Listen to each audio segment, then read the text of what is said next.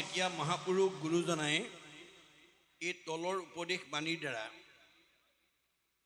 কেৱল অসমৰ বা ভাৰতৰ সংঘৰ বা অনাসংঘৰ বামুণীয়া বা কীৰ্তনীয়া সত্ৰ বা সমাজৰ লোকক কোৱা নাই। শংকৰদেৱে ভাগৱতৰ মাজেদি বিশ্বৰ জীৱশ্ৰেষ্ঠ মানুহৰ কল্যাণৰ কাৰণে আহ্বান জনাইছে। সেইকাৰণে তেওঁ কি বুলি কৈছে, উবা নৰলোক হৰি ভজি উক ধৰা ইটো উপদেশ এৰা আলজাল জীৱা কটকাল জৰা ভৈল পৰবেশ। তেওঁ অসম মাতৃৰ বুকুত আৱিৰ্ভাৱ হৈ উবা অসমৰ মানুহ, উবা ভাৰতৰ বা উবা সংঘ অনাসংঘৰ বুলি কোৱা নাই, বিশ্বৰ মানৱক উদ্দেশ্যি তেওঁ এই আহ্বান জনাইছে। যিটো আহ্বানৰ প্ৰতি সঁহাৰি জনাই মহামানৱ মহাত্মা গান্ধীয়ে এটা মন্তব্য কৰি থৈ গৈছে, কি বুলি, what Shankardev was alone able to do nowadays the whole army of the English knowing people cannot do. বিশ্বত এতিয়ালৈকে যিমানবিলাক গুৰু আৱিৰ্ভাৱ হ'ল, শংকৰদেৱে বিশ্ব মানৱৰ কাৰণে যিমান অমূল্য অৱদান দি থৈ গৈছে পৃথিৱীত আৰু কোনো গুৰুৱে দিব পৰা নাই। আৰু সেইজন গুৰু জগত গুৰু অসম মাতৃৰ বুকুত আৱিৰ্ভাৱ হোৱাৰ কাৰণে তেওঁ অসমৰ মানুহক ভূয়সী প্ৰশংসা কৰি থৈ গৈছে, কি বুলি, Assam is indeed fortunate for Shankardev has 5 centuries back given to Assamese people an ideal which is also my ideal of Ram Rajya. মই যিখন ৰাম ৰাজ্য অসমত প্ৰতিষ্ঠা কৰাৰ মানস কৰি আহিছিলোঁ, শংকৰদেৱে 500 বছৰৰ পূৰ্বতে সেই ৰাম ৰাজ্য অসমত প্ৰতিষ্ঠা কৰি দি গৈছে। অসমবাসী সঁচাকৈয়ে ভাগ্যৱান। আপোনালোকে জানে, শংকৰদেৱৰ আৱিৰ্ভাৱৰ আগত অৰ্থাৎ প্ৰাক শংকৰী যুগত অসমক অন্ধকাৰ যুগ বুলি কোৱা হৈছিল। যিটো সময়ত অসমৰ মানুহে ধৰ্মৰ নামত নানা প্ৰাণী বলি দিবলৈ কুণ্ঠাবোধ কৰা নাছিল। প্ৰাণীটো দূৰৰ কথা, মানুহকো বলি দিবলৈ কুণ্ঠাবোধ কৰা নাছিল ধৰ্মৰ নামত। তেনে এটা সন্ধিক্ষণত শংকৰদেৱ অসম মাতৃৰ বুকুত আৱিৰ্ভাৱ হৈ অসমৰ চাৰিওফালে ঘূৰি চাই দেখিলে যে অসমত বিভিন্ন জাতি উপজাতি লোকৰ মানুহে বসবাস কৰি আছে। আৰু এই সকলোবিলাক ঈশ্বৰৰ অমৃতৰ সন্তান। এই আধ্যাত্মিক জ্ঞানটো মই যদি অসমবাসীক দি থৈ যাব নোৱাৰোঁ, অনাগত দিনত অসমৰ মানুহ একতাৰ দোলেৰে বান্ধ খাব নোৱাৰিব, সমন্বয়ৰ সেতু বান্ধিব নোৱাৰিব। সেইকাৰণে অন্ধকাৰ অসমক পোহৰলৈ আনিবৰ বাবে তেওঁ প্ৰথমতে সমাজ সংস্কাৰ পথটোকে হাতত তুলি লৈছিল। কেনেকৈ লৈছিল? প্ৰথম স্কন্ধ ভাগৱতত, দ্বিতীয় স্কন্ধ ভাগৱতত উল্লেখ আছে, কিৰাতক চাৰি খাচি গাৰু মিৰি জবন কংক গোৱাল ধুবাজে তোৰুক অসম মূলোক কুবাচ মেল চান্দাল আনু হব পাপী কৃষ্ণ সেৱ কৰ সংগত পবিত্ৰ হয় হৰিত একান্তে ভকতি কৰিয়া বৈকুণ্ঠে সুখে চলয়। গতিকে আমাৰ সকলো আজি এই অনুষ্ঠানটোলৈ এই অঞ্চলৰ সকলো মানুহ আহি শুনিব পাৰে। আপোনালোকৰ নামঘৰত ভাগৱত পাঠ অনুষ্ঠান কৰিলে তাত সকলো জাতি জনগোষ্ঠীৰ মানুহে শুনি বৈকুণ্ঠৰ পথ প্ৰশস্ত কৰিব পাৰে, ইয়াত কোনো বাধা নাই। এই আধ্যাত্মিক জ্ঞানটো দিবৰ কাৰণে তেওঁ সকলো জাতি জনগোষ্ঠীৰ পৰা লোকসকলক সংস্কাৰ কৰি লৈ আহিছিল আৰু সমাজক চিনাকি কৰি দিছিল। কেনেকৈ সংস্কাৰ কৰিছিল? ভগৱন্তৰ 1000টা নামৰ পৰা এটা এটা নাম দি প্ৰতি জাতি জনগোষ্ঠীৰ লোকৰ পৰা একোজনকৈ ভকত সংস্কাৰ কৰি আনি সমাজক চিনাকি কৰি দিছিল আৰু কৈছিল, হেৰা ভকতসকল, মই আজি তোমালোকৰ মাজলৈ নগাৰ ভকত আনিছোঁ দেই। এওঁক আজিৰ পৰা তোমালোকে নগা বুলি ঘৃণা নকৰিবা। এওঁ ঈশ্বৰৰ অমৃতৰ সন্তান। এওঁক আজিৰ পৰা তোমালোকে নৰোত্তম আতৈ বুলিবা। এয়া মই গাৰুৰ ভকত আনিছোঁ। এওঁক আজিৰ পৰা তোমালোকে গোবিন্দ আতৈ বুলিবা। এয়া মই যৱনৰ ভকত আনিছোঁ। এওঁক আজিৰ পৰা তোমালোকে জয়হৰি আতৈ বুলিবা। এয়া মই কাৰ্বিৰ ভকত আনিছোঁ। এওঁক আজিৰ পৰা তোমালোকে ভোলাই আতৈ বুলিবা। এয়া মই জয়ন্তীয়াৰ ভকত আনিছোঁ। এওঁক আজিৰ পৰা তোমালোকে মাধৱ আতৈ বুলিবা। এয়া মই হীৰাৰ ভকত আনিছোঁ। এওঁক আজিৰ পৰা তোমালোকে মথুৰা দাস আতৈ বুলিবা। এয়া মই আহোমৰ ভকত আনিছোঁ। এওঁক আজিৰ পৰা তোমালোকে নৰহৰি আতৈ বুলিবা। এয়া মই কছাৰীৰ ভকত আনিছোঁ। এওঁক আজিৰ পৰা তোমালোকে বলাই ৰমাই বুলিবা। এয়া মই মিচিঙৰ ভকত আনিছোঁ। এওঁক আজিৰ পৰা তোমালোকে পৰমানন্দ আতৈ বুলিবা। এয়া মই দেউৰীৰ ভকত আনিছোঁ। এওঁক আজিৰ পৰা তোমালোকে বৈকুণ্ঠ আতৈ বুলিবা। এয়া মই কৈৱৰ্তৰ ভকত আনিছোঁ। এওঁক আজিৰ পৰা তোমালোকে পূৰ্ণানন্দ আতৈ বুলিবা। এয়া মই বনিয়াৰ ভকত আনিছোঁ। এওঁক আজিৰ পৰা তোমালোকে হৰিদাস আতৈ বুলিবা। এয়া মই কোঁচৰ ভকত আনিছোঁ। এওঁক আজিৰ পৰা তোমালোকে মুৰাৰী আতৈ বুলিবা। এয়া মই কলিতাৰ ভকত আনিছোঁ। এওঁক আজিৰ পৰা তোমালোকে গোপাল আতৈ বুলিবা। এয়া মই ভুটীয়াৰ ভকত আনিছোঁ। এওঁক আজিৰ পৰা তোমালোকে দামোদৰ আতৈ বুলিবা। এয়া মই নাপিতৰ ভকত আনিছোঁ। এওঁক আজিৰ পৰা তোমালোকে নাৰায়ণ ঠাকুৰতা বুলিবা। এয়া মই তিৱাৰ ভকত আনিছোঁ। এওঁক আজিৰ পৰা তোমালোকে সুদাম আতৈ বুলিবা। এয়া মই কায়স্থৰ ভকত আনিছোঁ। এওঁলোকক আজিৰ পৰা তোমালোকে সতাই আতৈ বুলিবা। এয়া মই মুছলমানৰ ভকত আনিছোঁ। এওঁক আজিৰ পৰা তোমালোকে শ্যাম কাই আতৈ বুলিবা। তাৰ পৰা অপ্ৰভংশ হৈ চান্দখাই হৈছে। এয়া মই ব্ৰাহ্মণৰ ভকত আনিছোঁ। এওঁক আজিৰ পৰা তোমালোকে অনন্ত কণ্ডলী সাৰ্বভৌম ভট্টাচাৰ্য বুলিবা। এই ধৰণে সকলো জাতি জনগোষ্ঠীৰ পৰা ভকতক সংস্কাৰ কৰি আনি তেওঁ বৰ্ণ বৈষম্যহীন এখন সমাজ প্ৰতিষ্ঠা কৰি ঘোষণা দি থৈ গ'ল। কি বুলি? অহৰিক ভজয় যিটো তাকে বোলে জাতি, কৃষ্ণত বিমুখ যিটো সেহিহে অজাতি। মানুহক দুটা ভাগত ভগাই থৈ গৈছে। ঈশ্বৰক ভজিলে জাতি, ঈশ্বৰক নভজিলে অজাতি।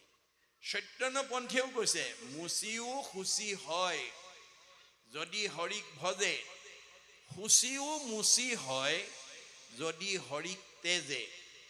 মাধৱদেৱে ঘোষাত লিখিছে, ৰাম বুলি তৰে মহা মহা অন্ত জাতি, যিটো নাম নলৱে হীনতো হীন আতি। প্ৰথম স্কন্ধ ভাগৱতত সুতেও 28,000 ঋষিক সেই মন্তব্যকে দিছে যে কলি বৈকুণ্ঠ কৃষ্ণ বৈকুণ্ঠলৈ যোৱা বুলি গম পাই 28,000 বেদজ্ঞ শাস্ত্ৰজ্ঞ ঋষিয়ে যেতিয়া যজ্ঞ কৰি কলি পাপৰ পৰা উদ্ধাৰ হোৱাৰ প্ৰয়াস কৰিছিল, এদিন দুদিন নহয়, হাজাৰ হাজাৰ বছৰ যজ্ঞ কৰি যজ্ঞৰ ধোঁৱাৰে গা ধোঁৱাবৰণীয়া হৈ গৈছিল, কিন্তু ফল নাপাইছিল। অৱশেষত সুতক আমন্ত্ৰণ কৰি আনি হীন জাতি বুলি ঋষি সমাজত বহিবলৈ নিদি বহুত যোজন পিছত বহিবলৈ দিয়া সুতক মাতি আনি সৌনকে মন্তব্য কৰিছিল। কি বুলি? যে সৌনক বদতি শুনা সুত মহামানী, পৰম পাতকী কলি পাইলে হেনো জানি। আৰম্ভিলো যজ্ঞ আশী সহস্ৰ বছৰ, হোম ধূৰ্মে ধূৰ্মবৰ্ণ ভৈলে কলেবৰ। হাজাৰ হাজাৰ বছৰ ধৰি মানে কৃষ্ণ বৈকুণ্ঠ প্ৰায়ণ হোৱাৰ পিছতে কলি আহিল বুলি জানি কলি পাপৰ পৰা নিজক উদ্ধাৰ কৰিবৰ কাৰণে যজ্ঞ আৰম্ভ কৰিলোঁ, কিন্তু ফল একো নাপালোঁ।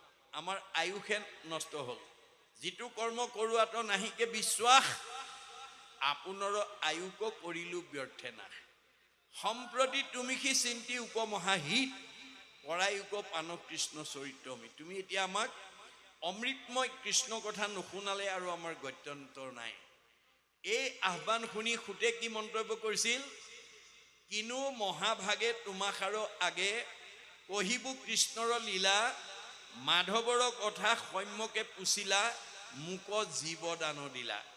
হে 28,000 ঋষি, তোমালোকে আজি মোক কৃষ্ণ কথা ক'বলৈ কৈ মোক জীয়া মানুহ কৰি তুলিলা। মই এই মুহূৰ্তলৈকে মৰা মানুহ হৈ আছিলোঁ।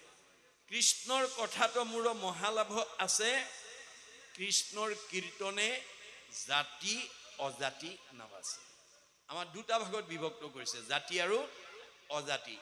গতিকে আমি অজাতিৰ পৰা যাতে জাতিলৈ আহিব পাৰোঁ, অৰ্থাৎ আন দেৱতা এৰি যাতে এক কৃষ্ণ দেৱতা, মানে কৃষ্ণ এক দেৱ দুখ হাৰি কাল মায়াদিৰো অধিকাৰী কৃষ্ণ বিনে শ্ৰেষ্ঠ দেৱ নাহি নাহি আৰ।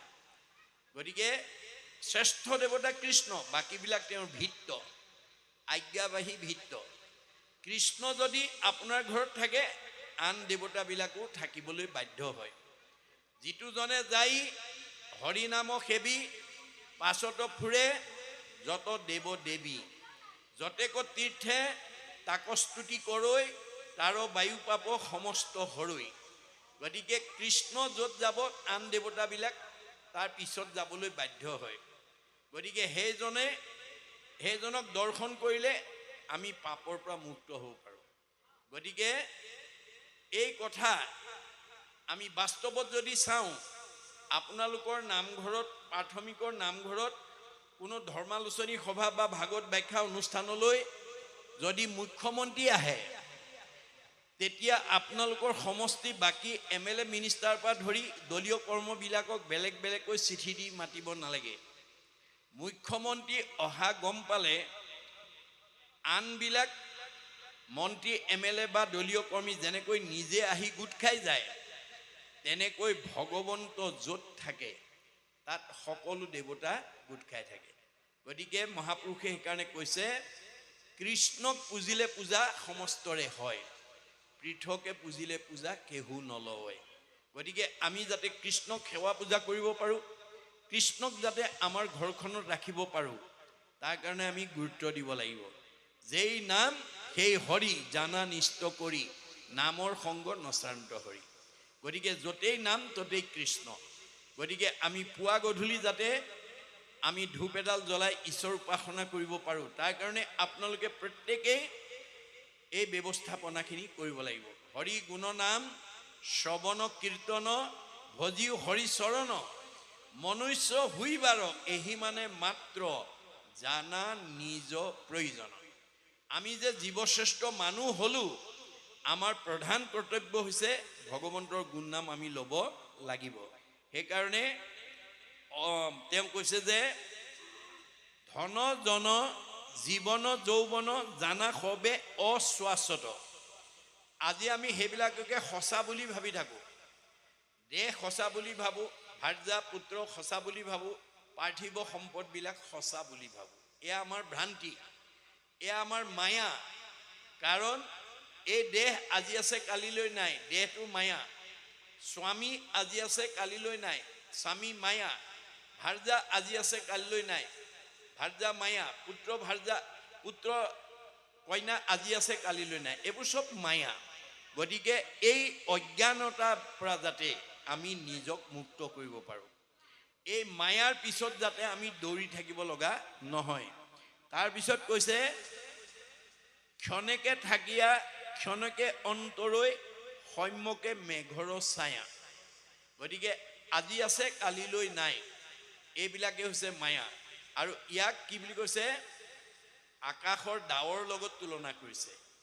ডাৱৰ বতাহে কোন সময়ত কেনি উৰুৱাই নিয়ে তাৰ যেনেকৈ সিদ্ধান্ত নাই, আমাৰ পাৰ্থিৱ ধন সম্পত্তি ঐশ্বৰ্য বিদ্যা এইবোৰ কেনেকৈ ভগৱানে নাইকিয়া কৰিব তাৰো কোনো সিদ্ধান্ত নাই। এই কথা জানি আমি যাতে তেওঁৰ চৰণত আশ্ৰয় ল'ব পাৰোঁ, ভগৱন্তৰ গুণনাম যাতে শ্ৰৱণ কীৰ্তন কৰিব পাৰোঁ, তেতিয়াহে আমাৰ জীৱনৰ সাৰ্থকতা হ'ব। কেতিক্ষণে পৰে নৰতনু ইটো জীৱন জলৰ ৰেখা। মই অলপ আগতে দেখুৱাইছোঁ যে আমাৰ অসমৰ হিয়াৰ আমঠু যে জুবিন গাৰ্গো আমাৰ মাজৰ পৰা গুচি যাব লগা হ'ল খন্তেকতে। গতিকে আমাৰ প্ৰত্যেকৰে বিজুলী চমক যেন জীৱন অথিৰ, কৈত কেতিক্ষণে পৰে ইহেন শৰীৰ। কোন সময়ত আমি প্ৰাণ এৰিব লাগে তাৰ কোনো সিদ্ধান্ত নাই, বুজিছেনে? সেইকাৰণে আমি আজিৰ দৰে অনুষ্ঠানলৈকে আহি আমি যাতে পৰকালত ধন সঞ্চয় কৰিব পাৰোঁ তাৰ প্ৰতি গুৰুত্ব দিব লাগিব। গতিকে সততে চিন্তিও কৃষ্ণৰ চৰণ মৰণ এইবোৰ নেদেখে। আমাৰ এতিয়া সমাজত সদায় জীয়াই থাকিম বুলি ভবা মানুহৰ সংখ্যা বেছি। যিবিলাক মানুহে সদায় জীয়াই থাকিম বুলি ভাবে তেওঁলোকে আনক দুখ দিবলৈ, আঘাত দিবলৈ, অন্যায় কৰিবলৈ, ঠগিবলৈ, সীমা ঠেলিবলৈ ভয় নকৰে। কিয়? তেওঁলোকে ভাবে মই সদায় জীয়াই থাকিম। পিছে তেওঁলোকে নাজানে আনক দুখ কষ্ট দিলে, আনক অন্যায় কৰিলে, আনক ঠগিলে, আনৰ সীমা ঠেলিলে যে পাপ হ'ব, আৰু পাপ হ'লে যে তেওঁৰ আয়ুস কমি যাব, এই কথাটো বহুতে নাজানে। গতিকে আমি ভাগৱত শুনি এই বেয়াবিলাক এৰিব লাগিব, তেতিয়াহে আমাৰ আয়ুস বৃদ্ধি হ'ব, আমি জীৱনত শান্তি পাম আৰু মৰিলে সদ্গতি পাম। গতিকে আমাৰ এইটো অনিত্য শৰীৰ, অনিত্য শৰীৰে ভৈল মুকুতিৰ বাণিজ্য। আজি আমি মুক্তিৰ বাণিজ্য, আমাৰ দেহ অনিত্য, কিন্তু আজি আমি নিত্য বাণিজ্য কৰিছোঁ। আমি জীৱক মুক্তি দিয়াৰ পথ আজি আমি আহৰণ কৰি আছোঁ। দেৱ তীৰ্থে যাক তাৰিতে নোৱাৰৈ পাতে কক গৈলা তল। আমাৰ ভাগৱতৰ মতে আজিৰ তাৰিখত আমি কোনো দেৱতা উপাসনা বা গংগা, গয়া, কাশী, প্ৰয়াগ, পুষ্কৰত গা ধুলে গাৰ মলিহে আঁতৰ হ'ব, মনৰ মলি আঁতৰ নহয়। গংগা আদি কৰি যত তীৰ্থ নিৰন্তৰ কেৱলে হৰন্ত মাত্ৰ পাপ শৰীৰৰ। আজি তাৰিখত কোনোবাই আমাৰ জনবিশ্বাস, লোকবিশ্বাস কৰি আমাৰ জীৱনৰ আদি চোৱাত বহুত বেয়া কাম কৰি পাপ অৰ্জন কৰি জীৱনৰ শেষ সময়ত টকা পইচা খৰচ কৰি গংগা, গয়া, কাশীত গা ধুব পাৰিব, কিন্তু গাৰ মলিহে আঁতৰ হ'ব, মনৰ মলি আঁতৰ নহয়। এই কথা ভাগৱতত গুৰুজনাই লিখি থৈ গৈছে। গংগা আদি কৰি যত তীৰ্থ নিৰন্তৰ কেৱলে হৰন্ত মাত্ৰ পাপ শৰীৰৰ। যে গংগা, গয়া, কাশীত গা ধুলে গাৰ মলিহে আঁতৰ হ'ব, মনৰ মলি আঁতৰ নহয়। যাৰ কাৰণে একাদশ স্কন্ধ ভাগৱতত বিদুৰে যেতিয়া মহাভাৰতৰ যুদ্ধৰ প্ৰাক মুহূৰ্তত জ্যেষ্ঠ ভাতৃ ধৃতৰাষ্ট্ৰই মাতি নি পৰামৰ্শ লৈছিল, বৈমাতৃ ভাতৃ বিদুৰক কৈছিল, ভাই বিদুৰ, তুমি কোৱাচোন আমি পাণ্ডৱৰ সম্পত্তিটো দিব লাগে নে নালাগে? মহাভক্ত বিদুৰে কৈছিল, দাদা, পঞ্চ পাণ্ডৱ আমাৰ ভতিজা, ভতিজাৰ সম্পত্তিটো আমি আত্মসাৎ কৰিব নাপায়, তেওঁলোকৰ প্ৰাপ্যটো দিব লাগে। কিন্তু পুত্ৰমোহত মহান্ধ ধৃতৰাষ্ট্ৰই বিদুৰৰ সেই সৎ পৰামৰ্শ মানি নললে আৰু দুৰ্যোধনে অকথ্য গালি পাৰিলে। তেতিয়া বিদুৰ অসন্তুষ্ট হৈ ৰাজ সন্মান চব ত্যাগ কৰি মহাভাৰতৰ যুদ্ধৰ প্ৰাক মুহূৰ্ততে তীৰ্থ কৰিবলৈ গুচি গ'ল। প্ৰায় 14 বছৰ কাল তীৰ্থ কৰি গৃহ অভিমুখে আহোঁতে কৃষ্ণক বৈকুণ্ঠলৈ পঠিয়াই যেতিয়া উদ্ধৱৰ পৰা সকলো কথা জানিলে আৰু গৃহ অভিমুখে আহি যেতিয়া পদূলিৰ মূৰত উপস্থিত হ'ল, তেতিয়া যুধিষ্ঠিৰকে প্ৰমুখ্য কৰি পঞ্চ পাণ্ডৱে তেওঁক আদৰ অভ্যৰ্থনা জনাবৰ কাৰণে বিদুৰক সাৱটি ধৰি যুধিষ্ঠিৰে কান্দি কান্দি কৈছে, খুৰাদেউ, তুমি অতদিন ক'ত তীৰ্থ কৰিলা, ক'ত খালা, ক'ত শুলা? মই ভাবিছোঁ তুমি তীৰ্থ কৰি তুমি পবিত্ৰ হোৱা নাই, তুমিহে তীৰ্থক পবিত্ৰ কৰিলা। কোন ক্ষেত্ৰৰ তীৰ্থভূমি এটকালে ফুৰা ভ্ৰমি,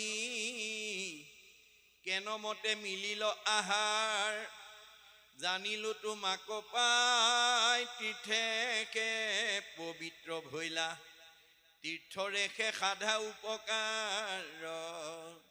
মই ভাবিছোঁ তুমি তীৰ্থত গৈ তুমি পবিত্ৰ হোৱা নাই, তুমিহে তীৰ্থক পবিত্ৰ কৰিলা।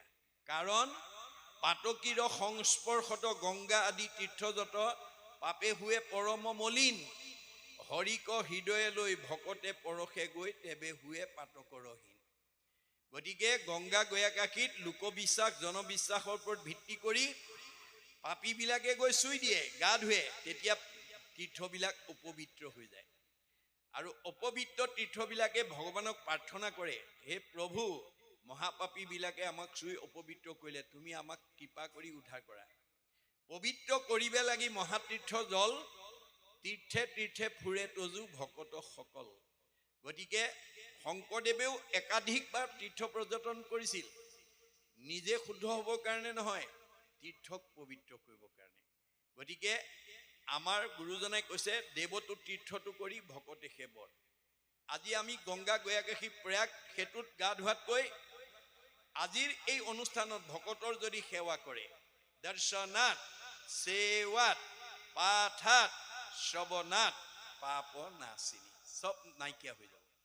গতিকে আমি এইখন তীৰ্থ যাতে প্ৰত্যেকখন ঘৰতে আমি প্ৰতিষ্ঠা কৰিব পাৰোঁ, বছৰত পাৰিলেতো সদায়, নোৱাৰিলে সপ্তাহত, নোৱাৰিলে মাহেকত, নোৱাৰিলে 3 মাহত, নোৱাৰিলে 6 মাহত, নোৱাৰিলে বছৰেকত হ'লেও, এবাৰ হ'লেও আমি যাতে এনেকুৱা পৰিৱেশ প্ৰত্যেকখন ঘৰতে সৃষ্টি কৰিব পাৰোঁ।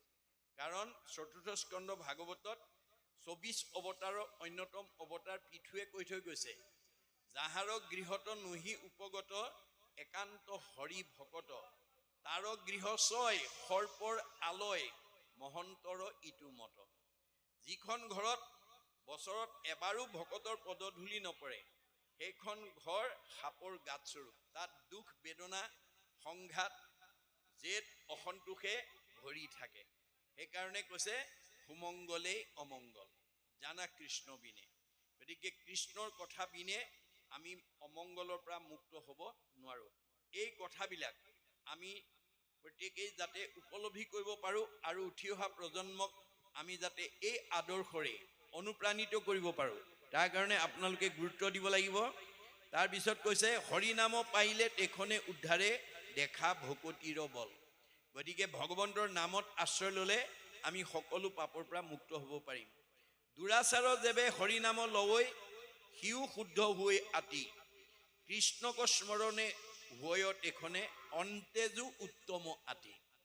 মই অলপ আগতে কৈছোঁ যে ভাগৱত শুনিলে দুষ্ট সন্ত হৈ যায়, দুখীয়া মানুহ ধনী হৈ যায়, সতী সন্তান নোহোৱা মাইকী মানুহে সুযোগ্য সন্তান পোৱাৰ যোগ্যতা পায়। সেইকাৰণে মহাপুৰুষ শংকৰদেৱে আমাক মানুহক আহ্বান জনাইছে, কিন্তু আগে প্ৰথমত মহাশাস্ত্ৰ ভাগৱত শুনিওক মহাযত্ন কৰি। ভাগৱত শুনিবলৈ মহাযত্ন কৰি বিশেষণ লগাইছে, বোলে লাভ বিষয়ৰ দুখ যত, সকলে কৰিব হত হৰি ভকতৰ সংগ ধৰি। আজিৰ দৰে ভকতৰ সংগত যদি আমি ভগৱন্তৰ কথা শুনিব পাৰোঁ, আমাৰ সকলো বিষয়ৰ দুখবিলাকৰ পৰা আমি নিজক মুক্ত কৰিব পাৰোঁ। গতিকে আজি যি ভাগৱত আমি বৰা পৰিয়ালৰ ৰভাৰ তলত শুনি আছোঁ, এই ভাগৱত পূৰ্বতে ক'ত আছিল? স্বাদত অমৃতময় পৰম আনন্দ ৰস, পূৰ্বতে আছিলা বৈকুণ্ঠত। আজি আমি গৃহস্থী ঘৰৰ ভাগৱত মানে ৰভাৰ তলত শুনিছোঁ, এই ভাগৱত পূৰ্বতে বৈকুণ্ঠত আছিল। কৃষ্ণৰ কৃপাত পাছে অৰ্ধেক বয়স গৈলে, পাইলা ব্ৰহ্মা পদ্ম কলপত।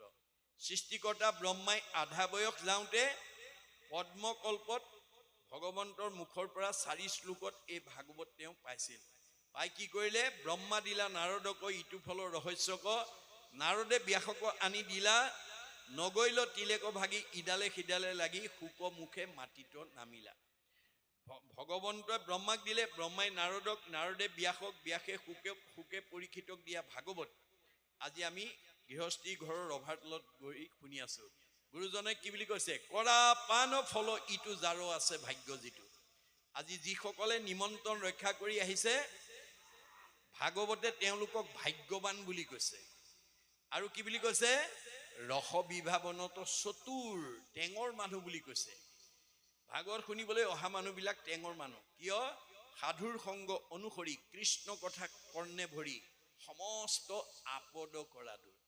পাৰিবাৰিক জীৱন, দাম্পত্য জীৱন, যুগ্ম জীৱন, সাংসাৰিক জীৱন, ব্যক্তিগত জীৱন, সামাজিক জীৱনৰ যিবিলাক দুখ দুৰ্গতিয়ে আমাক মানে অতিষ্ঠ কৰে, মনত দুখ আঘাত দিয়ে, সেই সকলোবিলাক আপদৰ পৰা ভাগৱত শুনাৰ লগে লগে আমি মুক্ত হ'ব পাৰোঁ। এই তথ্য আমাক দিছে।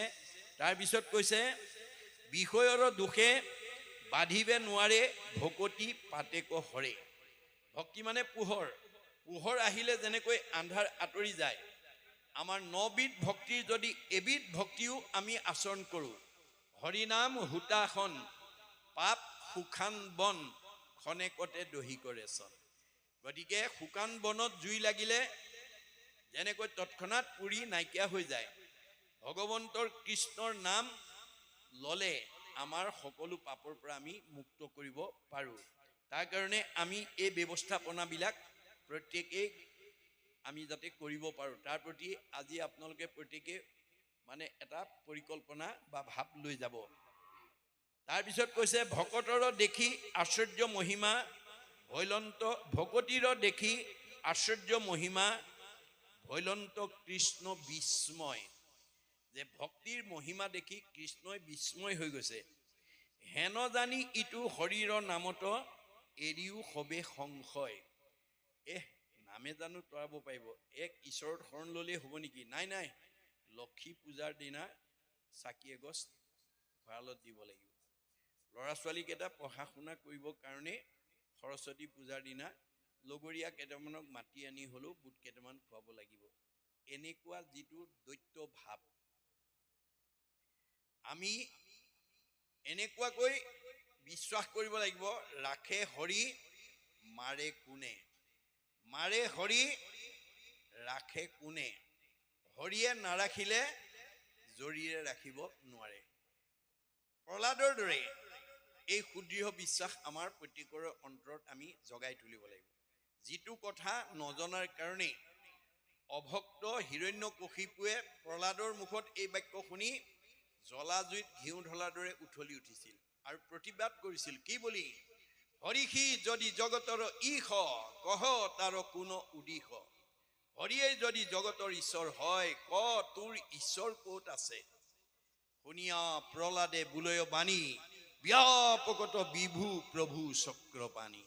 মোৰ ভগৱন্ত সমস্ত জগতত বায়ুৰ দৰে ব্যাপ্তমান হৈছে, সমস্ত জগতে আচন্ত স্বামী, স্ফটিকৰ স্তম্ভে দেখো আমি। পকা খুটালৈকে আঙুলিয়াই দিলে। যিটো প্ৰহ্লাদৰ কাৰণে সম্ভৱ, হিৰণ্যকশিপুৰ কাৰণে অসম্ভৱ। পকা খুটাটোৰ আছে ঈশ্বৰ আছে, পকা খুটাত আছে। মাৰি দিলে গদা, ওলাই গল। কেনেকৈ?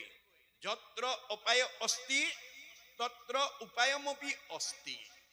বেদত কৈছে য'ত অপায় থাকে ভগৱানে ভকতক ৰাখিবৰ কাৰণে তাতেই উপায়ৰ ব্যৱস্থা কৰে।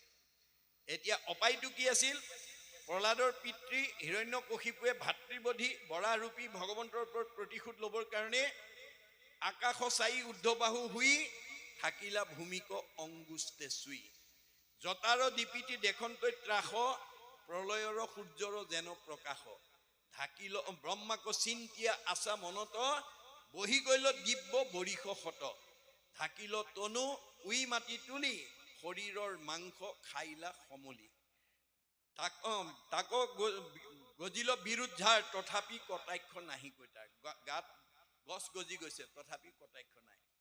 ব্ৰহ্মা আহি সঞ্জীৱনী ছটিয়াই জীৱন্ত কৰি প্ৰশ্ন কৰিলে, বৎস ইমান সুদীৰ্ঘকাল এনেধৰণে কঠোৰ তপস্যা তুমি কিয় কৰিছা? প্ৰভু, তুমি যদি মোৰ প্ৰতি সদয় হৈছা, মোক অমৰ বৰ দিয়া।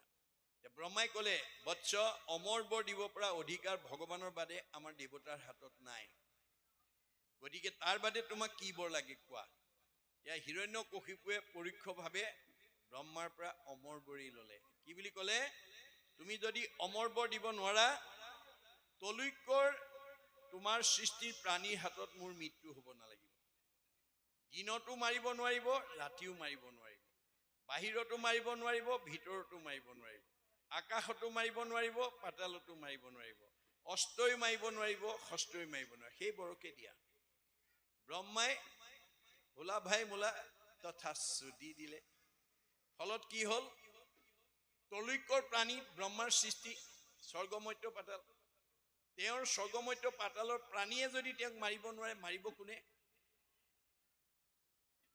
তাতেই ভকতক ৰাখিবৰ কাৰণে ভগৱন্তই উপায় কৰিলে। কি? ব্ৰহ্মাৰ সৃষ্টিৰ বাহিৰৰ প্ৰাণী হৈ মানে উদ্ভৱ হ'ল। এফাল মানুহ, এফাল সিংহ। যিটো প্ৰাণী ব্ৰহ্মাই তেতিয়ালৈকে সৃষ্টি কৰা নাই। দিনতো মৰা নাই, ৰাতিও মৰা নাই, সন্ধ্যা সময়ত মাৰিছে। বাহিৰতো মৰা নাই, ভিতৰতো মৰা নাই, পানী পুটাত মাৰিছে। আকাশতো মৰা নাই, পাতালতো মৰা নাই, কৰঙনৰ ওপৰত মাৰিছে। দিনতো মৰা নাই, ৰাতিও মৰা নাই, সন্ধ্যা সময়ত মাৰিছে। অস্ত্ৰই মৰা নাই, শস্ত্ৰই মৰা নাই, নখেৰে বিদাৰি মাৰিছে। এয়াই নামৰ মহিমা।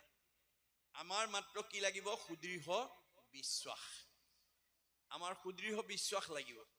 গতিকে মহাত্মা গান্ধীয়ে কৈছে, religious beliefs are based on faith. ধৰ্ম দৰ্শন বিশ্বাসৰ ওপৰত নিৰ্ভৰ কৰে। Religion is not really what is grasped by brain but by heart. ধৰ্ম দৰ্শন মগজে ঢুকি পোৱা বস্তু নহয়, কাৰোবাক দেখুৱাই দিব পৰা বস্তু নহয়, ই অন্তৰৰ উপলব্ধিৰ বস্তু। গতিকে উপলব্ধিয়ে সংস্কাৰ কৰে। যাৰ উপলব্ধি নাই সি জেইছে থে, যেনে আছে তেনেই থাকে। 10 বাৰ ভাগত শুনিলেও তাৰ কোনো পৰিৱৰ্তন নহয়, সমাজলৈ গ'লেও তাৰ কোনো পৰিৱৰ্তন নহয়। কাৰণ সি শুনিব লাগে কাৰণে শুনে, পঢ়িব লাগে কাৰণে পঢ়ে, কিন্তু উপলব্ধি নাই। আমাৰ দাৰ্শনিক পণ্ডিতে কৈছে, আমাক ভগৱন্তই প্ৰত্যেককে কিবা নহয় কিবা এটা প্ৰতিভা দি পঠিয়াইছে, কিন্তু প্ৰতিভাটো প্ৰতিভা হিচাপে ৰাখিলেই নহ'ব, তাক প্ৰণালীবদ্ধ প্ৰয়োগৰ দ্বাৰা বিজ্ঞানলৈ উত্তৰণ কৰিব লাগিব। বিজ্ঞানটোক উপলব্ধিৰ দ্বাৰা দৰ্শনলৈ উত্তৰণ কৰিব লাগিব, আৰু দৰ্শনটোক উপলব্ধিৰ দ্বাৰা ধৰ্মত প্ৰতিষ্ঠা কৰিব লাগিব। তেতিয়া ধৰ্ম ৰক্ষতি ৰক্ষিত। মনত ৰাখিব আপোনালোকে, আপোনালোকক প্ৰত্যেককে ভগৱানে কিবা নহয় কিবা এটা প্ৰতিভা দিছে। কাক কি প্ৰতিভা দিছে আপোনালোকে জানে। কাৰোবাক ডাক্তৰ, কাৰোবাক ইঞ্জিনিয়াৰ, কাৰোবাক প্ৰবক্তা, কাৰোবাক অধিবক্তা, কাৰোবাক বুদ্ধিজীৱী, জ্ঞানী, মানি, মানে বিভিন্ন প্ৰতিভাৰে পঠাই দিছে। কিন্তু দাৰ্শনিক পণ্ডিতে কৈছে, সেই প্ৰতিভাটো প্ৰণালীবদ্ধ প্ৰয়োগৰ দ্বাৰা বিজ্ঞানলৈ উত্তৰণ কৰিবা। Systematic knowledge is science, realize science is philosophy, realize philosophy is religion, religion is the highest sense of philosophy. প্ৰণালীবদ্ধ জ্ঞানক বিজ্ঞান, বিজ্ঞান যেতিয়া উপলব্ধি কৰিব দৰ্শন, দৰ্শন যেতিয়া উপলব্ধি কৰিব ধৰ্ম, ধৰ্মতকৈ আৰু দ্বিতীয় শ্ৰেষ্ঠ দৰ্শন নাই। শংকৰদেৱে এটা বাক্যত বুজাই দিছে, যতেক দেখা খোজ সমুদায়, হস্থিৰ খোজত সবে লুকায়। প্ৰকৃতি জগতত যিমানবিলাক জীৱ জন্তু আছে, সব জন্তুৰ খোজ হাতীৰ খোজত লুকাই যায়। হাতীৰ খোজতকৈ আৰু ডাঙৰ খোজ একো প্ৰাণীৰে নাই। ঠিক তেনেকৈ এই পৃথিৱীত যিমান ডাঙৰ মানুহ নাথাকক, ৰাষ্ট্ৰপতিও কৃষ্ণতে বিলীন হ'ব লাগিব, সাধাৰণ নাগৰিকো কৃষ্ণতে বিলীন হ'ব লাগিব, MLA মিনিষ্টাৰো কৃষ্ণতে বিলীন হ'ব লাগিব, ঠেলাওলা ৰিক্সাওলাও কৃষ্ণতে বিলীন হ'ব। আপোনালোকৰ গাঁওখনৰ ধনী মানুহজনো কৃষ্ণতে বিলীন হ'ব লাগিব, দুখীয়া মানুহজনো কৃষ্ণতে বিলীন হ'ব। কৃষ্ণৰ ব্যতিৰেকে আৰু দ্বিতীয় নাই। সেইকাৰণে গুৰুজনে কৈছে, কৃষ্ণক পুজিলে পূজা সমস্তৰে হয়, পৃথকে পুজিলে পূজা কেহু নলয়। এই দৰ্শনেদি আমি যাতে উঠি অহা প্ৰজন্মক আগুৱাই যাতে লৈ যাব পাৰোঁ, তেতিয়াহে আপোনাৰ সতি সন্তান জন্ম দিয়াৰ সাৰ্থকতা হ'ব। আমাৰ পঞ্চম স্কন্ধ ভাগৱতত ঋষভে কৈছে, অৱতাৰী পুৰুষ, কোনো পিতৃ মাতৃয়ে ল'ৰা ছোৱালী জন্ম দি যদি ভক্তি জ্ঞান নিদিয়ে, তেওঁ পিতৃ মাতৃৰ উপাধিৰ যোগ্যতা নাই। ছোৱালীজনী জন্ম দি উপযুক্ত বয়সত যদি এজন পাত্ৰত গতাই দিয়াৰ মানে চেতনা নাই, এটা উপযুক্ত বয়সত ল'ৰাটোলৈ এজনী উপযুক্ত পাত্ৰ আনি সংসাৰ কৰাৰ কাৰণে যদি সচেতন নহয়, পিতৃ মাতৃৰ অচেতনতাৰ কাৰণে কোনো উঠি অহা প্ৰজন্ম যদি সাংসাৰিক দিশৰ পৰা বঞ্চিত হ'ব লগা হয়, তাৰ দুখে পিতৃ মাতৃক স্পৰ্শ কৰিব আৰু এই জন্মচক্ৰত ঘূৰি থাকিব লাগিব। পুনৰপি জনমম পুনৰপি মৰণম, পুনৰপি জনমম পুনৰপি মৰণম। ল'ৰা ছোৱালী জন্ম দিলেই নহ'ব, মুক্তিৰ পথটো দিব লাগিব, ভক্তিৰ পথটো আপুনি দিব লাগিব। সেই দায়িত্ব আমাক ভাগৱতে ন্যস্ত কৰিছে। গতিকে ভাগৱত নুশুনা বহুত পিতৃ মাতৃয়ে ল'ৰা ছোৱালী জন্ম দিবৰ কাৰণে দিলে, আৰু তাক কেনেকৈ মানে তত্বাৱধান ল'ব লাগে তাৰ প্ৰতি হয়তো বহুতৰ গুৰুত্ব নাই। গতিকে সেইসকলৰ জন্মৰ সাৰ্থকতা নাই। গতিকে আমাক ভাগৱতে কি কৰিব লাগিব, কি কৰিব নালাগিব, সকলো নীতি নিৰ্দেশনা কৈ আছে। ইয়াত 8 প্ৰকাৰ সদাচাৰৰ কথা কৈ আছে। কায়ৰ সদাচাৰ, বাক্যৰ সদাচাৰ, মনৰ সদাচাৰ, গমন সদাচাৰ, শৌচ সদাচাৰ, অন্ন সদাচাৰ, স্নান সদাচাৰ, শয়ন সদাচাৰ। এতিয়া কায়ৰ সদাচাৰ আমি কেনেকৈ ৰক্ষা কৰিব লাগিব? ত্ৰাণ দান ৰক্ষণত। বিপদত কাৰোবাক আমি অকণমান এই শৰীৰে সহায় কৰিব লাগিব, বুজিছেনে? বাক্যৰ সদাচাৰ, সত্য, প্ৰিয়, হিত। আমাৰ কথা ক'ব নজনাৰ কাৰণে আমাৰ বহুত পৰিয়ালত স্বামী স্ত্ৰীৰ মাজত মনোমালিন্য হয়, শাহু বোৱাৰীৰ মাজত মনোমালিন্য, দেউৰেকে নবৈকৰ মাজত মনোমালিন্য। কিয়? কথা ক'ব নাজানে। কথা ক'ব নাজানিলে আমি কেতিয়াও পৰিয়ালতেই হওক, সমাজতেই হওক, ওচৰ চুবুৰীয়াৰ লগত মিলা প্ৰীতিৰে থাকিব নোৱাৰিম। আমি কেনেকৈ কথা ক'ব লাগে ভাগৱতে নিয়ম বান্ধি দিছে। সত্য, প্ৰিয়, হিত। আমি সদায় সঁচা কথা ক'বলৈ যত্ন কৰিব লাগে। সঁচা কথা কোৱা মানুহে কালৈ ভয় কৰিব নালাগে। মূৰ তুলি কথা ক'ব পাৰে, সাহসেৰে কথা ক'ব পাৰে। আৰু মিছা কথা কোৱা মানুহে সদায় তললৈ মূৰ কৰি থাকে, ধৰা পৰাৰ ভয় কৰে। আমাৰ পৰিয়ালত সঁচা কথা কোৱাজনলৈ মিছা কথা কোৱা কিজনে সমীহ কৰে। সমাজত সঁচা কথা কোৱা মানুহজনী বা মানুহগৰাকীলৈ মিছা কথা কোৱাবিলাকে সমীহ কৰে। গতিকে আমি সদায় সঁচা কথা ক'বলৈ নিজেও যত্ন কৰিব লাগিব, ল'ৰা ছোৱালীকো শিকাব লাগিব, সমাজখনকো আমি আগুৱাই নিব লাগিব। গতিকে কওঁতে কিন্তু সঁচা কথা কওঁতে কেনেকৈ ক'ব লাগিব? প্ৰিয়, শুনিবলৈ ভাল পোৱাকৈ ক'ব লাগিব। সঁচা কথা বুলি দামফি মাৰি ক'লে, অহংকাৰে ক'লে নহ'ব। আৰু হিত, উপকাৰ কৰিব লাগিব দেই। আপুনি কোৱা কথাটোৱে বা শব্দটোৱে আনক উপকাৰ কৰিব লাগিব। তেতিয়া আপোনাৰ কি হ'ব? পৰোপকাৰায় পুণ্যম। আপুনি শব্দটো এৰোতে সাৱধান হ'ব। ধেমালিটো ল'ৰা ছোৱালীক খাও খপনি নিদিব। ধেমালিটো ল'ৰাটো বৰ বদমাছ, ছোৱালীজনী বৰ দুষ্ট বুলি বেয়া শব্দ প্ৰয়োগ নকৰিব। কাৰণ শব্দ ব্ৰহ্ম, ৱৰ্ড ইজ গড, অবিনাশী। মনত ৰাখিব, শব্দ অবিনাশী। শব্দই আমাক প্ৰতিক্ৰিয়া কৰে। যাৰ কাৰণে শংকৰদেৱে নিজৰ হাতেৰে লিখা ভক্তি প্ৰদীপত এটা কাহিনী দেখুৱাই থৈ গৈছে। এদিন চাণ্ডালিনী গংগাৰ পাৰে পাৰে আহি আছিল। সুশীল ব্ৰাহ্মণে পাৰতে পূজা কৰি আছিল। চাণ্ডালিনী আহি সুধিলে বোপাক, সুশীল তুমি কাৰ পূজা কৰিছা? আই চাণ্ডালিনী, মই বিষ্ণুতকৈও শ্ৰেষ্ঠ দেৱতাৰ পূজা কৰিছোঁ। বিষ্ণুতকৈও শ্ৰেষ্ঠ দেৱতা? বিষ্ণুতকৈও শ্ৰেষ্ঠ দেৱতা। সেইজন কোন? ইন্দ্ৰ। উদ্ধবাহু হৈ ক'লে। কোৱাৰ লগে লগে চাণ্ডালিনীয়ে দুইখন কাণত ঠিলা দি দৌৰ মাৰি 108 বাৰ গংগাত বুৰ মাৰি বাঁহীটো শুদ্ধ কৰিলে। অৰ্থাৎ আমাৰ গাৰ নোমে নোমে আমাৰ শব্দবিলাক সোমাই যায় বায়ুৰূপে। গতিকে বাঁহীটো শুদ্ধ কৰিলে, কিন্তু কাণেদি শব্দটো গুচি গ'ল। তাৰ প্ৰতিক্ৰিয়াৰ পৰা নিজক মুক্ত কৰিবৰ কাৰণে পাৰতে বহি কৃষ্ণ নাম জপ কৰি আছে। তেনেতে নাৰদ আহি ওলালহি। নাৰদে চাণ্ডালিনীক দেখি ক'লে, আই চাণ্ডালিনী তুমি তিতাবস্তে কি কৰিছা? বোপা কি ক'বা, মোৰ আজি ডাঙৰ দুৰ্ঘটনা। কি হ'ল? মই গংগাৰ পাৰে পাৰে আহি আছিলোঁ, সুশীল বামুণে পূজা কৰি আছিল।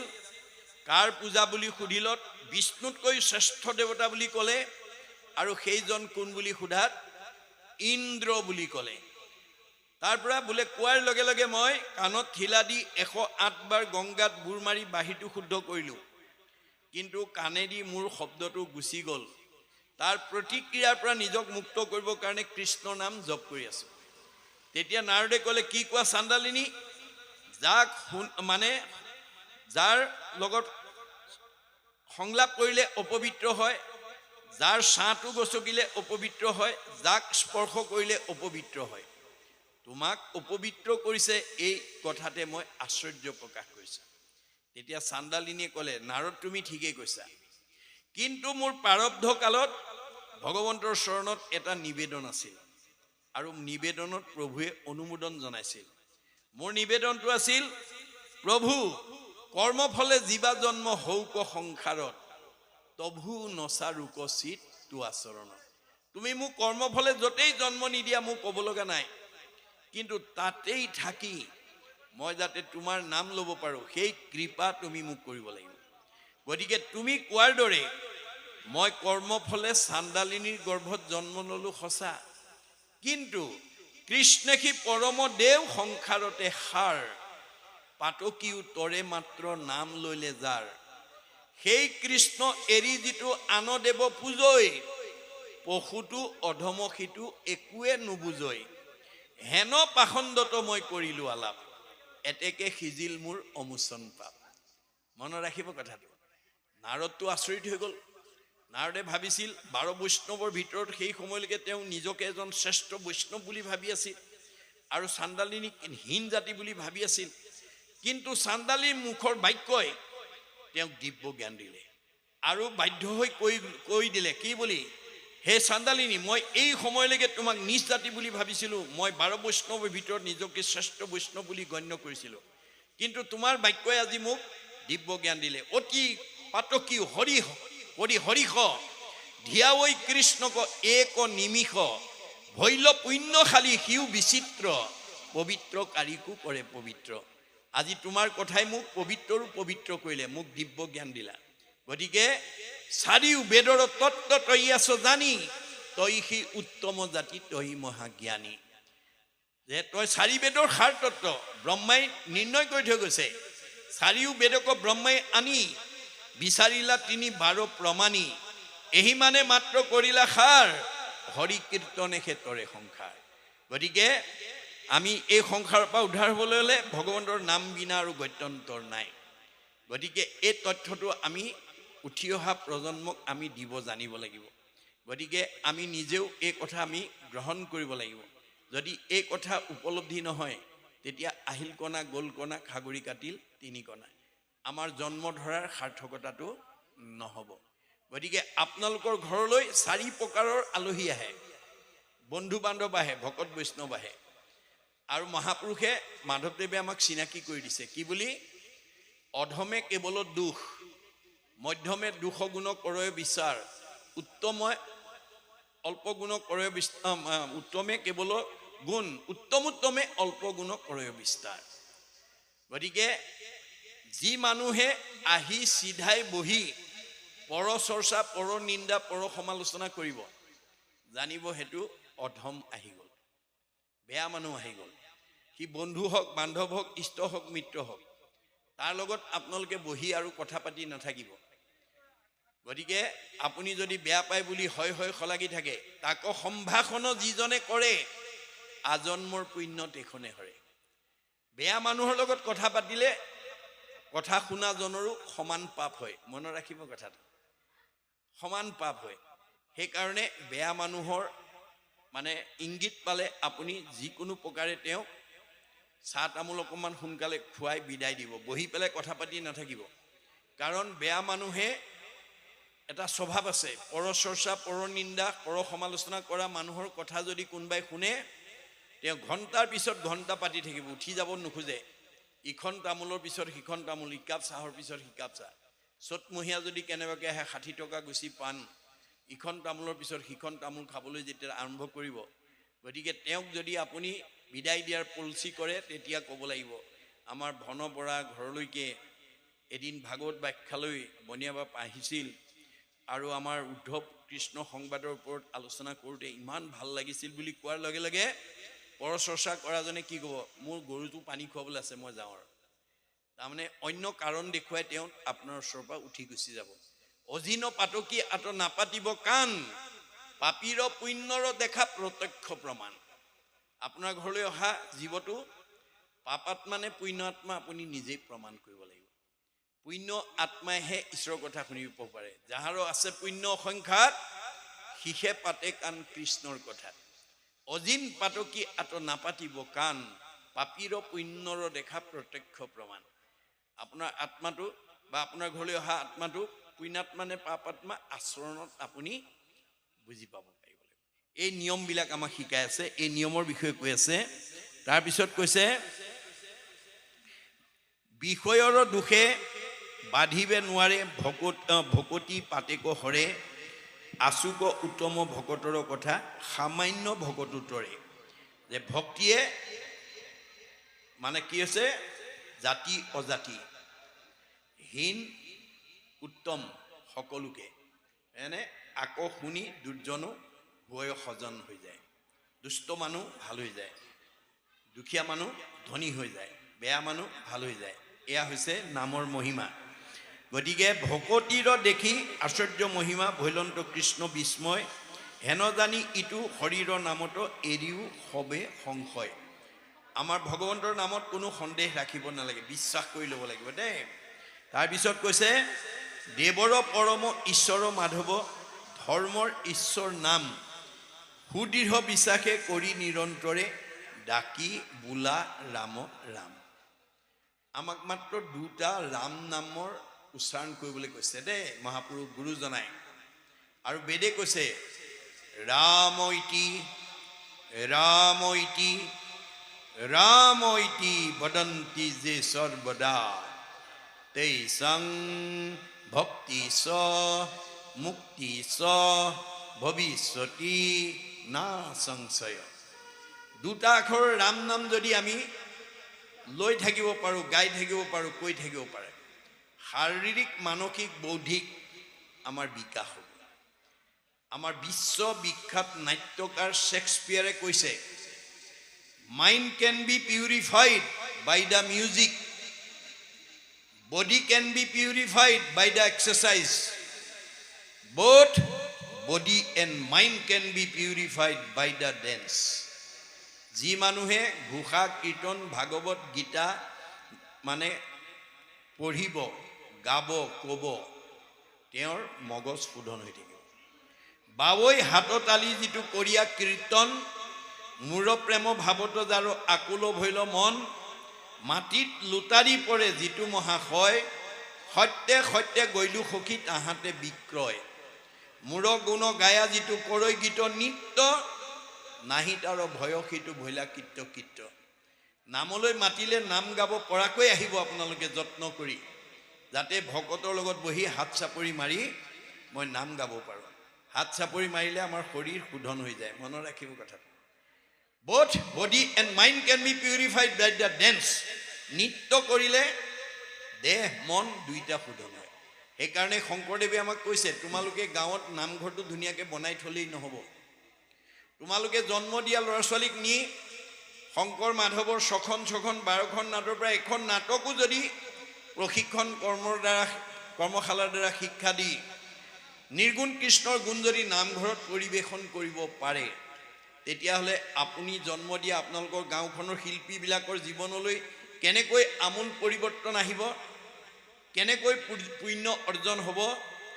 আমাৰ বেদত কৈছে কেশৱ অগ্ৰে গীতং বাদ্যং নিত্যং য কৰোতি কলৌ নৰ, পদে পদে অশ্বমেধ ফলং প্ৰাপ্নুতি নিত্যৈছ। নিৰ্গুণ কৃষ্ণৰ গুণলীলা যদি আমি গীত বাদ্য নৃত্য পৰিৱেশনৰ দ্বাৰা নামঘৰত পৰিৱেশন কৰিব পাৰোঁ, তেতিয়াহ'লে প্ৰতিটো খোজৰ মূল্য হ'ব এটা এটা অশ্বমেধ যজ্ঞৰ সমান অক্ষয় পুণ্য। আৰু যিসকল দৰ্শকে বা শ্ৰোতাই নামঘৰত আহি সেই নিৰ্গুণ কৃষ্ণৰ গুণলীলা চাব আৰু শুনিব, গীতং বাদ্যং নিত্যং হৰি কথা শুনে, স্বপুণ্যাত্মা তলৈকৰ ওপৰে সংস্থিতা। আজি যে আপোনালোকে ভাগৱত শুনিবলৈ আহিলে, আপোনাৰ এই ভাগৱত শুনাৰ কাৰণে আপোনালোকক ক'ত দিব স্থান? বৈকুণ্ঠত। আৰু এই ভাগৱত শুনাই আপোনাক কোন সময়ত সহায় কৰিব? যোৱাৰ সময়ত। জং জং অপি স্মৰণ ভাৱং তেজতে অন্তে কলে বৰম, তম তমেই বৈতি কৌন্তে সদাত ভাৱ ভাবিত। হে কুন্তিসুত ধনঞ্জয়, যাবৰ সময়ত তুমি যি ভাৱ লৈ যাবা, ভাৱৰ অনুকূল জন্মটো পিছৰ জন্মত ধাৰণ কৰিব লাগিব। আমাৰ ভাৱৰ যাবৰ সময়ত আমি কেনেকুৱা ভাৱ লাগিব? মুখে বোলা ৰাম, হৃদয়ে ধৰা ৰূপ, এতেকে মুকুতি পাইবা কহিলো স্বৰূপ। আমি যাবৰ সময়ত আমাৰ মুখত ঈশ্বৰৰ নামটো আহিব লাগিব। তাৰ কাৰণে 12 বছৰ বয়সত ল'ৰা ছোৱালীক শৰণ দিব লাগিব। শৰণ অনগল হ'লে ভজন দিব লাগিব, ভজনে ৰূপ দিব, শৰণে নাম দিব। আৰু যাবৰ সময়ত যদি সেই নাম আৰু ৰূপ লৈ যাব পাৰে, জীৱই গতি পাব। কিন্তু এতিয়া আমাৰ এই কথাটো নাজানি বহুতে শৰণ নল'লে শাহু শহুৰ বা ভকত বৈষ্ণৱে বোৱাৰীজনী হাতে নাখায় কাৰণে শৰণটো দিয়ে। অনুশীলনটো বহুতে নকৰে, ভজন ল'বলৈ ভয় কৰে। কিয়? শৰণ মানে ভজন ল'লে আমাৰ বেয়া নিয়ম, বেয়া ভাৱ, বেয়া চিন্তা, বেয়া কৰ্ম, বেয়া খাদ্য, বেয়াবোৰ বাদ দিব লাগিব। বেয়াবিলাক বাদ দিলেই মানুহটো ভাল হৈ যায়। ভাল হোৱাৰ ভয়তে শৰণ ভজন নলয়। দাৰ্শনিক পণ্ডিতে কৈছে। আপোনালোকৰ কাৰোবাৰ যদি তেনেকুৱা ভয় আছে, আজি ইয়াতে এৰিব। আপুনি শৰণ ভজন নোলোৱাকৈ বা শৰণ লৈ ভজন নোলোৱাকৈ পূৰ্ব পুণ্যৰ ফলত এই জন্মত আপুনি পকা ঘৰৰ তলত থাকিব পাৰিব, দামী পোছাক পিন্ধিব পাৰিব, দামী গাড়ীত ঘূৰিব পাৰিব, কিন্তু ভজন নোলোৱাৰ কাৰণে আপোনাৰ জীৱটোৱে এই 3টা লেয়াৰৰ ভিতৰত অহা যোৱা কৰি থাকিব লাগিব। পুনৰপি জনমম পুনৰপি মৰণম, পুনৰপি জনমম পুনৰপি মৰণম। সেইকাৰণে গীতাত কৈছে, মোৰ ভক্ত যিটো নোহে ভিন্নতাৰ বোল, মৰিবাৰ বেলা কৰে হিয়াকুল ব্যাকুল। আজিৰ দৰে যদি আমি ভকতৰ সংগলৈ নাহোঁ, ল'ৰা ছোৱালীক নপঠাওঁ, সেই জীৱটোক মৰিব সময়ত কৃষ্ণ বুলি কোৱা বুলি ক'লেও ক'ব নোৱাৰিব। কিন্তু এই অভ্যাসৰ দ্বাৰা যদি আপুনি যাবৰ সময়ত 3বাৰ কৃষ্ণ বুলি কৈ যাব পাৰে, কৃষ্ণ কৃষ্ণ কৃষ্ণ বুলি যিটো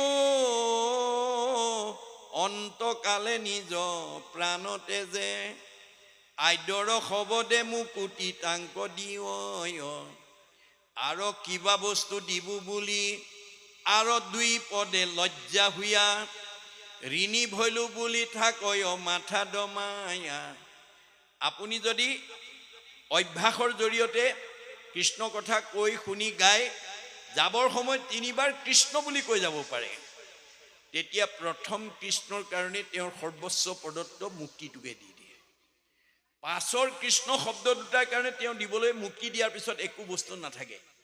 তেতিয়া ভগৱন্তই সেই জীৱটোৰ ওচৰত ঋণী হৈ ৰলো বুলি মূৰ দুৱাই থাকিব। কোননো দুৰ্লভ আছে? হৰি সুপ্ৰসন্ন। আমি ভক্তিৰ দ্বাৰা যদি ঈশ্বৰক প্ৰসন্ন কৰিব পাৰোঁ, আমাৰ কোনো দুৰ্লভ থাকিব নোৱাৰে।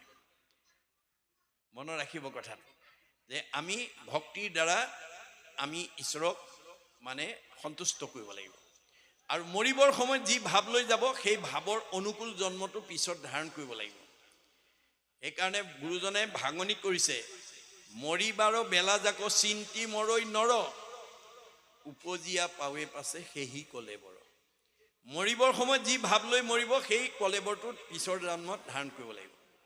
আমাৰ চতুৰ্থ স্কন্ধত পুৰঞ্জন নামৰ ৰজা এজনে কি কৰিলে, মৰিব সময়ত ঈশ্বৰৰ নামটোৰ ঠাইত ঘৈণীয়েকৰ নামটো ল'লে, আৰু ঈশ্বৰৰ ৰূপটোৰ ঠাইত ঘৈণীয়েকৰ ৰূপটো চিন্তা কৰিলে। মুখখন এনেকুৱা, কাণখন এনেকুৱা, নাকটো এনেকুৱা, ইমান দিন খুৱাই পিন্ধাই আছিলোঁ, আজি যামগৈ, এওঁকনো কোনে পিন্ধাব, কোনে খুৱাব, এই বুলি পঞ্চতংগত পুৰঞ্জনে স্ত্ৰী ৰূপ চিন্তিয়া মনত, স্ত্ৰী হুয়া উপজিলে ঘোৰ সংসাৰত।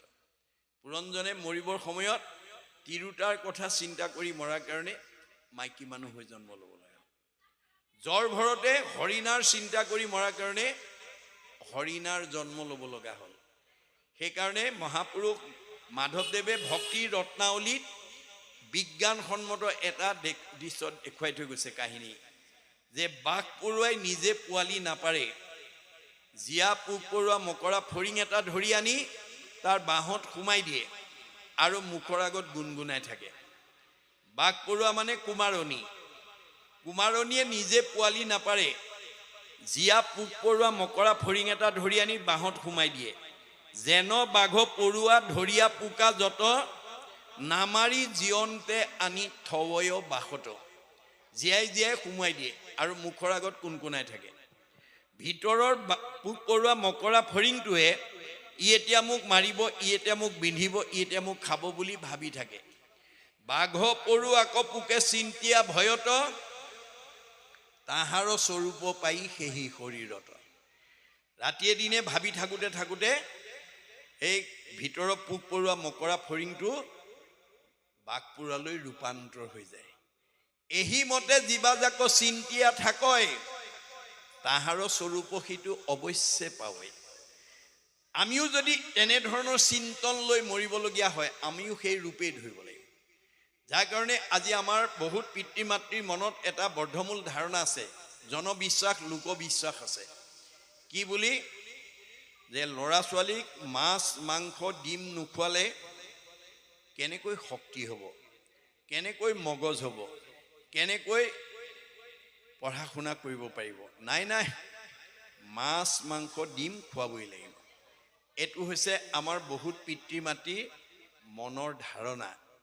কিন্তু আমাৰ আন্তঃৰাষ্ট্ৰীয় এটা বিজ্ঞান সন্থাই কৈছে কি বুলি?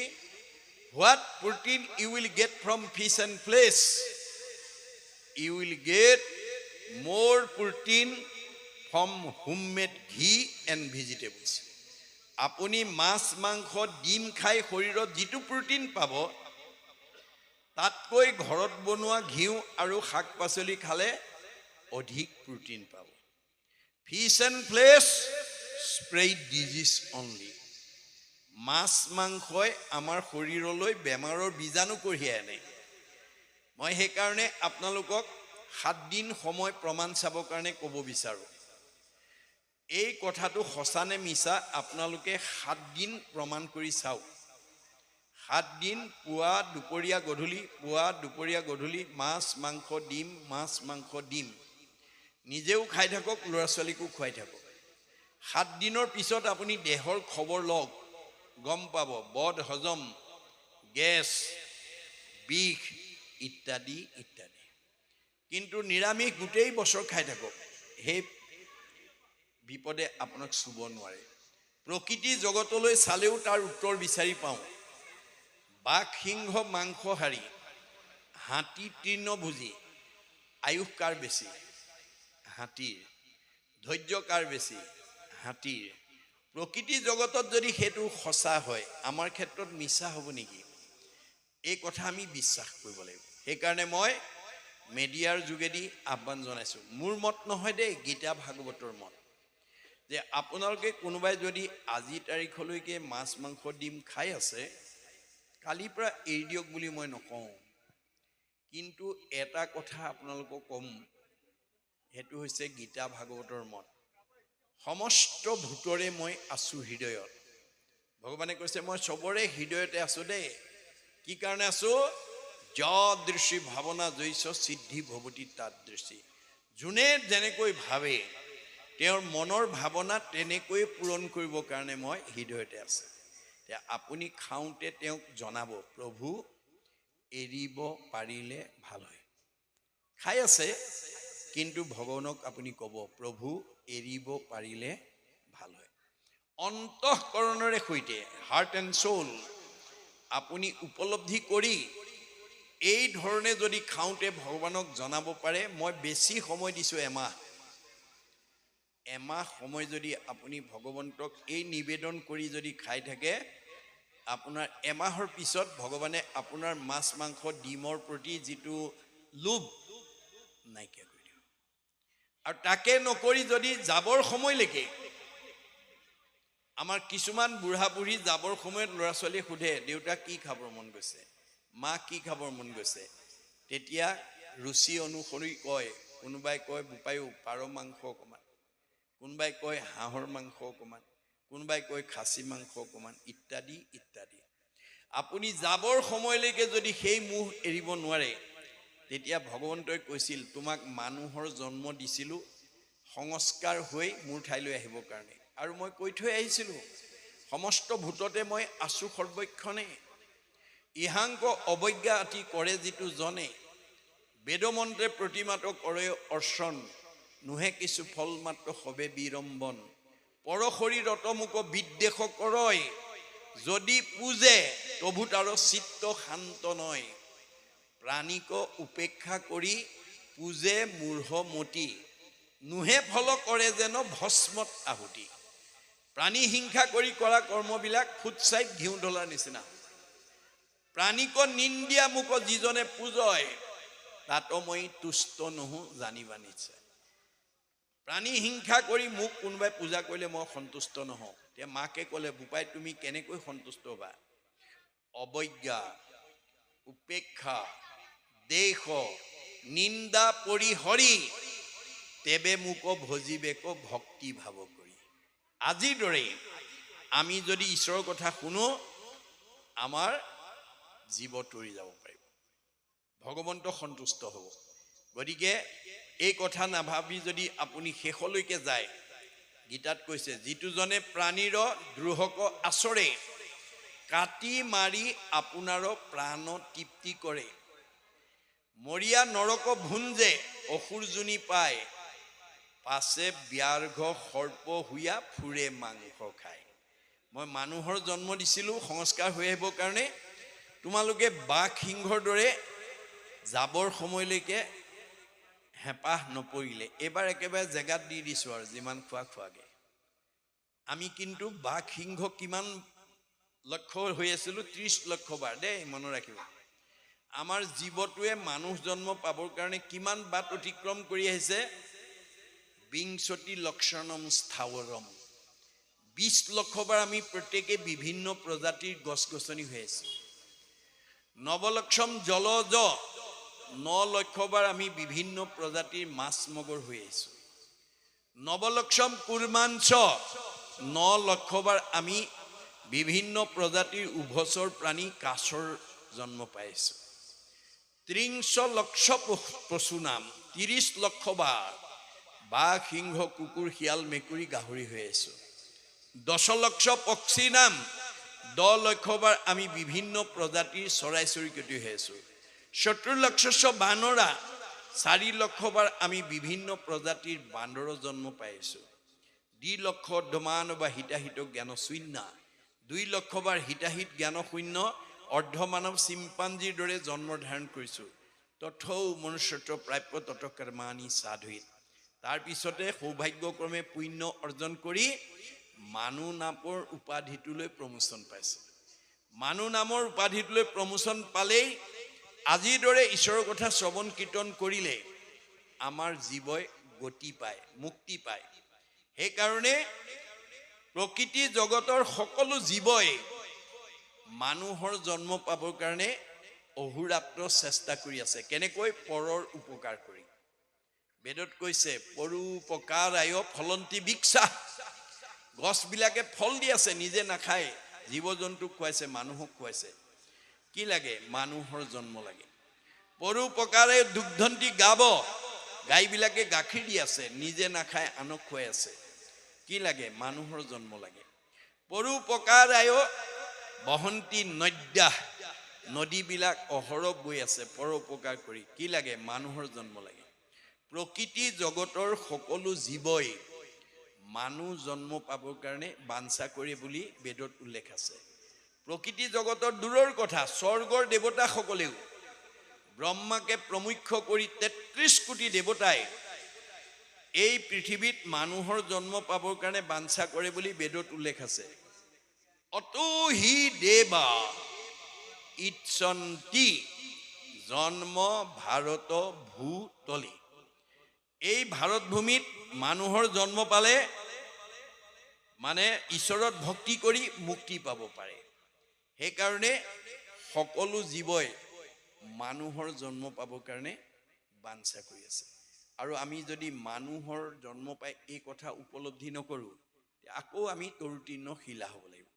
মনুষ্যৰ জন্ম পাই হৰি নভজিলা, অৱশ্যে হুইবা ভাই তীৰ্ণ তৰু শিলা। এই চকৰিটোকে ঘূৰাই আছে ভগৱন্তই। চক্ৰবত পৰিৱৰ্তনতে দুখানিছ সুখানিছ। গতিকে সুখ দুখৰ এই চকৰিটো ঘূৰাই আছে। এই কথা জানি আমি যাতে ভাগৱতৰ মতেদি আমি নিজৰ লগতে আমাৰ পৰিয়ালটো, আমাৰ সমাজখন, আমাৰ পৰিৱেশটো যাতে আমি শুদ্ধ পথত লৈ যাব পাৰোঁ, তাৰ কাৰণে মহাপুৰুষে আহ্বান কৰিছে। আৰু শেষত কি ক'লে? দেৱৰ পৰম ঈশ্বৰ মাধৱ, ধৰ্মৰ ঈশ্বৰ নাম, সুদৃঢ় বিশ্বাসে কৰি নিৰন্তৰে ডাকি বোলা নাৰ। আমাৰ সুদৃঢ় বিশ্বাস কৰি আমি এই ভাগৱতৰ কথাৰ ওপৰত আমি যদি আগবাঢ়ি যাওঁ, তেতিয়াহ'লে আমাৰ জীৱই মুক্তি পোৱাটো নিশ্চিত। এইখিনিলৈকে আমাক কৈছে। কেতিয়া অধ্যায় পৰিছে? অলপ কি বাপে কিবা এটা ইংগিত দিছিলে? হয় নেকি? গতিকে আমাক এইখিনিলৈকে অধ্যায় মাজেদি এই কথাখিনি ক'লে। ইয়াৰ পৰৱৰ্তী কথাখিনিৰ মাজেদি আমাক কি ক'ব বিচাৰে আমি আকৌ পুনৰ আলোচনা কৰিম।